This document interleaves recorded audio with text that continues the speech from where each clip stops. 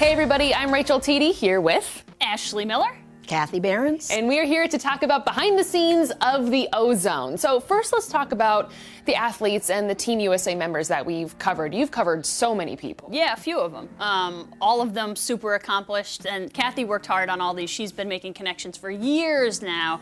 Chris Masder, the reigning silver medalist in luge, and he was up at the Olympics, and his story is unbelievable. Kath, he broke his foot in late September, had to race in a bionic cast, and made it all the way to the Olympics still. Didn't quite get to where he wanted to, but 8th place, best finish for Americans. Really incredible story.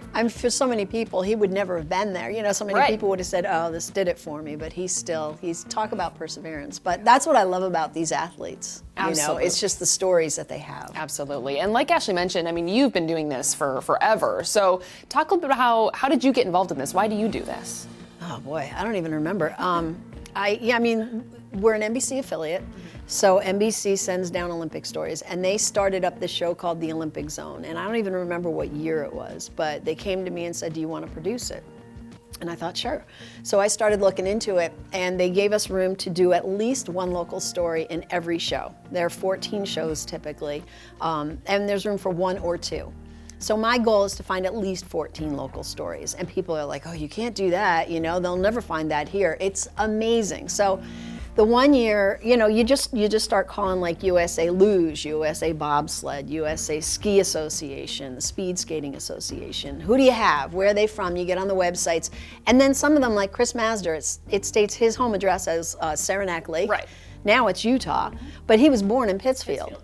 I don't even remember how I found out about that. But then I reached out and said, hey, I know he moved when he was like 2, so he probably doesn't remember a whole heck of a lot about Pittsfield, but it was where he had his first sledding experience. And he talked about that in our story. He talked about, I remember growing up and sledding down the hills of Pittsfield, and that's first what got me started. Yeah. So there are certainly local connections. And then listen, most of these athletes train in Lake Placid. It's an hour and a half, 2 hours away, so inherently you're almost local for a lot of these athletes who are from all over the country, which is pretty cool. Absolutely. And it's not even only athletes too. I mean, I interviewed a massage therapist, Gretchen Lansing from Lake Placid, also Lindsay Strange, who's a Team Mexico alpine ski coach from the area. And so it's so fun, I think, to tell these stories of, you often see the stories of the athletes, the bright shining lights, their success, but the people behind the scenes, and so many from the Capital Region or ties to the Capital Region that really show how much of a community it takes. One of my favorite hidden Olympic gems is Marchese skates. It's one of the coolest stories going. I found out there was a speed skater, Trevor Marsicano, years ago, who had a shot at making the team, so we started following him, did a profile. I reached out to his coach, Paul Marchese, and he answered the phone, Marchese Skates, and I'm like, what is that? And he said, that's my company. What do you do? I make speed skates. For who? Top athletes in the world. Literally everyone. I'm like, are you kidding me? So then we went down. The first time we went, I went with a photographer and did the interview. It was crazy. It's like a house with a separated garage in this quiet little community right off the thruway. Yep, in Coxsackie. And he's got a little bench. You go up to a split level staircase, and on the landing there, you sit on this little stool, and there's a little, like a plastic bucket, and they put plaster cast in it, and like Apollo Ono, Shawnee Davis, all the top names in speed skating from around the world. He said there was, I think it was a Japanese speed skater who came out once with this whole media entourage. You would have thought it was Michael Jackson. But, you know, it's kind of crazy, and you're sitting there looking, they have their plaster casts of their feet in the shelves in the shop. It was neat, but it's just he and his wife sewing all these skates, and now we're tracking the skates to see, and he's having a record year this year, both of them, because they've already won. I checked on them 2 days ago, and they had 19 medals so far in this Olympics. And I think it was around 130 was the number we were throwing out there, and I did it this morning, and one of our producers, Neil Shannon, said, I bet you it's got to be 140, close to 150 at this point if we're adding on.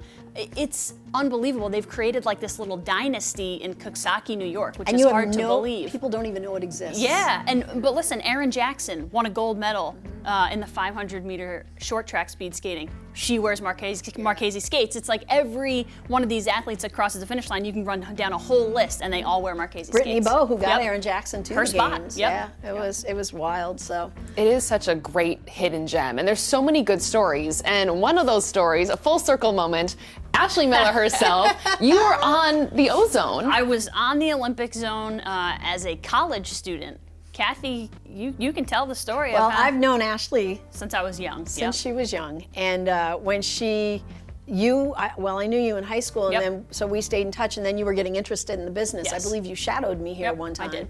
And then when you became an intern for NBC for the Olympics, I happened to know about it, and producing the show, I saw opportunity, and there you go. We just Yeah. brought it all together, and so we profiled Ashley, and now you're working here. I was an intern my sophomore year at Syracuse in Torino, which was 06, which was the big Bodie Miller year.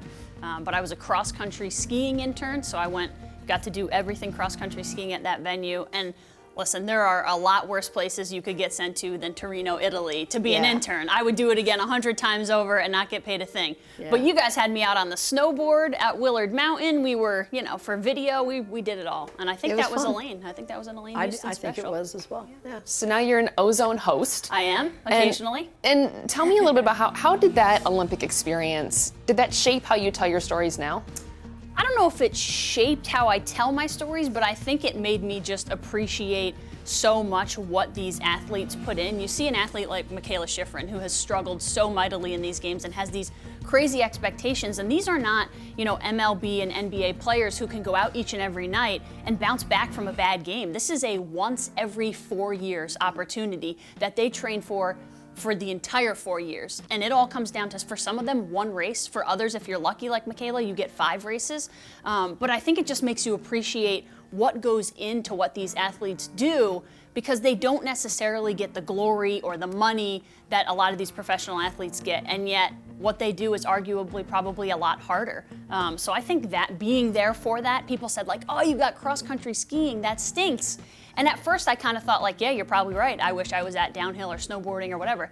But being there, I wouldn't have traded it for the world, because these were some of the best athletes, and watching them on cross-country skis, going at it for miles made me appreciate so much what they do. And I have to say too, I think the test of a champion is not whether you win or lose. It's what you do with the ups and the downs. Because you look at Michaela right now, she's had a rough year. She had a lot of loss. Her grandmother died, her father died, and her father was her coach, and her family is super tight. They are the best family. I mean, if you are exposed to them, it's a treat. But we've been following her and interviewing her with her family for years. And what a group of people. So to have a loss in a tight-knit bunch like that, it has an impact. Heck, I struggle when I lose somebody important to me. And then when you're in the limelight like that and everybody's scrutinizing what you do. And I just think she's been so humble and gracious throughout that to me it's inspiring. Even though she's struggling right now, I think she's inspirational with what she's doing and how she's going through it. We all have, life happens to everybody, and when you're in the spotlight like that, I think it's just so much more difficult to come through and really deal with what you need to deal with personally. And especially with social media. Listen, 10 years ago, it was so different than it is now. Like, you lose and everybody knows about it the instant it happens, and there's just so much more criticism, and the way that she's handled herself has been nothing but class. Everything that she said, she's owned it, she's accepted it. She said, you know what, it's okay to fail, I get that. So just the way that she's handled it has been amazing. But not everyone has that ability, you know what I mean? Not everyone has the personality or the strength to do that. So I think a lot of that comes from the family base. Yeah, absolutely. She's got a great support system. Absolutely. So. But there's a lot to learn. I mean, in doing this, I have a ton of fun producing this show and finding all these stories and working with you guys. I love the enthusiasm on the team. It's just second to none. But I think that just hearing people's personal experiences, ups and downs, and how they get through it, seeing the wins, it's so inspiring on every level, and I can't get enough of it. And I'm sad that we're coming to the end of the games. I know.